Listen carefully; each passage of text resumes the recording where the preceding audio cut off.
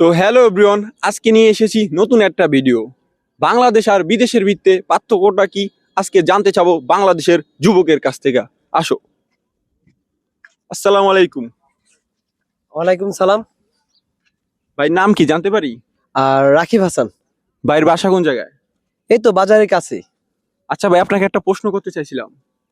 হ্যাঁ করেন। আচ্ছা ভাই, বাংলাদেশ আর বিদেশের ভিত্তে পার্থক্যটা কি একটু বলেন তো? আসলে ভাই এটা কিছু মনে করবেন হাতে নেই। হুম, বলতে পারেন। এটা যদি বলতে যাই হয়তো আমাদের বাংলাদেশে অনেকের হ্যাটাসে লেগে যেতে পারে। তো সমস্যা হলো বাংলাদেশ আর বিদেশের ভিতরে পার্থক্যটা হলো বিদেশ টাকা পয়সা সম্পদের প্রাচুর্য এবং জ্ঞানে ভরা।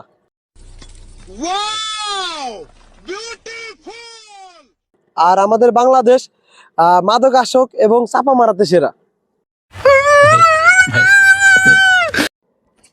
কি বলে গাইস, আসলে কি ভাইয়ের কথা সত্য? সত্য হলে আপনারা কমেন্টে জানাবেন। ধন্যবাদ।